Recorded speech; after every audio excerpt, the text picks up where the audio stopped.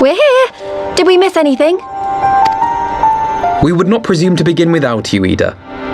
Orianger has returned to the Waking Sands, but everyone else is now present. Yes, but for what exactly? We all have duties to attend to, Alphino, so you may dispense with the preamble. Thank you, Elisée. It is the very subject of those duties which compelled me to call this gathering. Though the warriors of darkness no longer pose a threat, Eorzea's many troubles demand no less of our attention. And while I stand by the decision to approach each task as we see fit, I fear our effectiveness will ultimately be diminished should we continue to act in ignorance of each other's efforts. Thus, I propose we elect a successor to Minfilia. Not to serve as a fully fledged antecedent, perhaps, but as a coordinator of operations. Is that all? Well, then the decision seems clear. No one else has shown any enthusiasm for the role, and judging by your performance at our previous meeting, you would seem the perfect candidate. You always did have a flair for politics.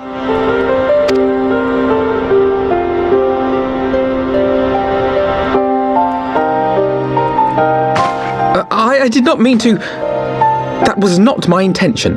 As my tenure as commander of the Crystal Braves comprehensively demonstrated, I lack the qualities required for such an office. I would much prefer to remain as I am now, a soldier in the field, so to speak. Should none of our numbers step forward, must we then constrain some unwilling candidate to take up the position? Well, based on merit alone, a certain adventurer would be my choice, though I concede she might struggle to balance her new responsibilities with, let me see, slaying primals, thwarting legatuses, and feeding the orphan poor. Thancred makes a good point. Any who would wear such a mantle would be bound by its obligations. Have we not become sufficiently familiar with each other's methods to act without an overseer? At present, I see no cause to so willingly limit one of our number.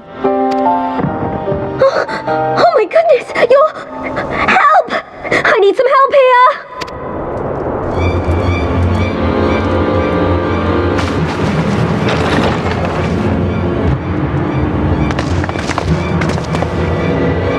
Tataru, are you all right? Me? I'm fine. It's this poor girl who just staggered in and collapsed on the floor that I'm worried about. Narco! God, how did... Yashola! Please, you have to help her! Kral, a hand if you would. Let us see about closing these wounds.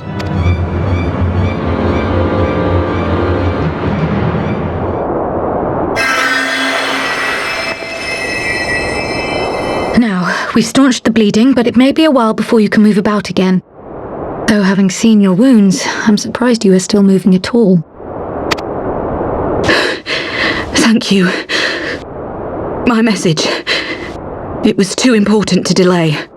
I took the shortest route I could, though I knew it was more heavily patrolled. As you can see, my efforts at evasion were not entirely successful. Honestly, you're too brave for your own good. What was so urgent that you needed to fight half the Empire to get here? You could have been killed. I'm sorry, Ida. I had good reason. But I imagine your friends are wondering who this bloody mess of a Mikote is. My name is Minago, and I belong to the Alamegan Resistance. I came to warn Ida and Papalimo about one of our leaders. A man who calls himself the Griffin. He's always been dangerous, but he's planning something new. Something reckless. The Griffin, you say? I've heard the name. Rumour has it your man is eager to test his claws. Aye, and on no easy target. He means to assault Belthar's wall from the Alamegan side. But what does the Griffin possibly hope to gain from such an attack? From what I understand, he wants the fires of war to spread to Eorzea. And for that, he needs to control the border with Gridania. So, He means to spark a conflict between the Alliance and the Imperial forces stationed in Alamigo, to have Eorzea's armies aid in the liberation effort, whether they will it or no. His plan is flawed.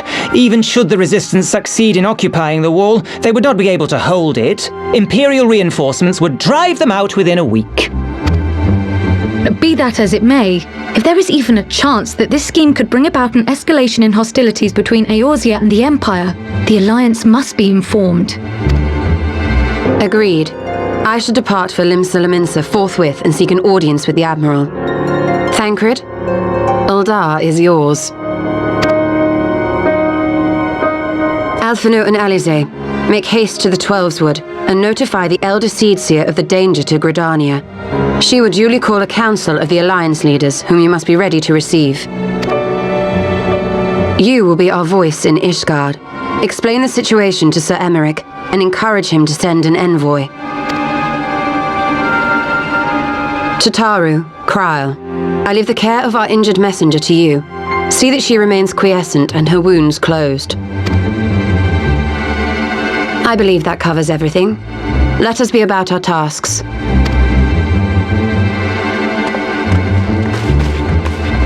I suspect the ill tidings from Girabania will be held as a turning point. The beginning to a bloody end. The business of war was ever conducted with the coin of self-sacrifice.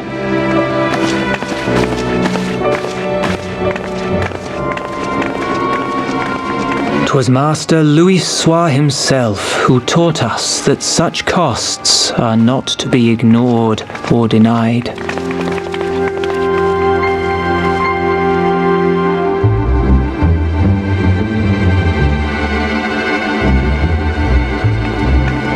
And so I shall embrace them. When the time comes, I will make my choice, as you will yours.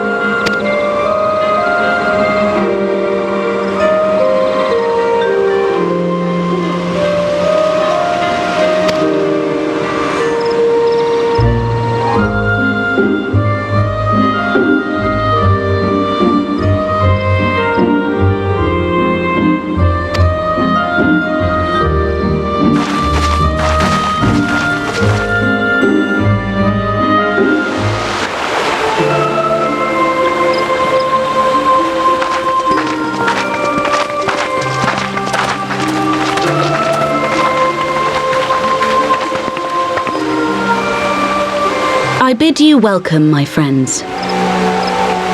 As you will by now be aware, the Scions of the Seventh Dawn have come into possession of certain intelligence concerning recent developments in the region of Gyr Abania. It springs, I am assured, from an unimpeachable source. Is that not so, Master Alphino? Indeed, Elder Seedseer.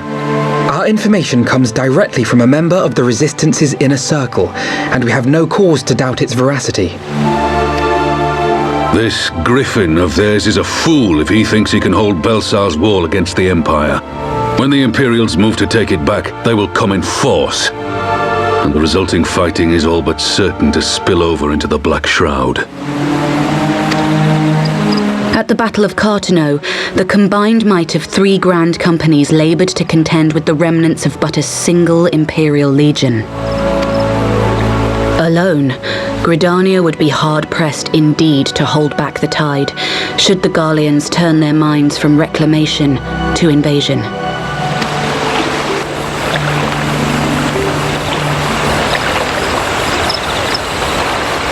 May I once more convey my nation's deepest regrets for our inaction in the days prior to the calamity. 'Tis a stain upon our ledger that I would fain remove.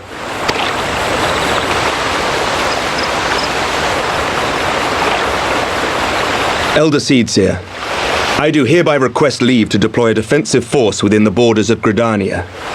Ishgard's return to the Alliance shall be honored by more than mere ink upon parchment. The Doman people too would join any effort that weakens our common foe. We are few, but our most seasoned shinobi are at your disposal. On behalf of my people, I offer you my humble thanks. Gridania welcomes your assistance. It is time we set our contingency plans in motion. Is the Alliance agreed?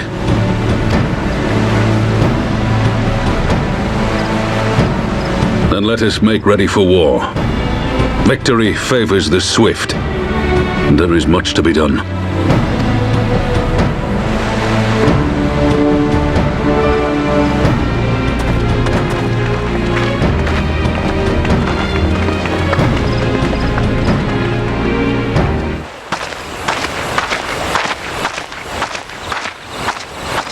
The Council knows that Alamigo will not soon be wrested from the Empire, and its decision to bolster the border's defences seems eminently practical. Why then, brother, do you scowl so? I agree that they have chosen the wisest course available.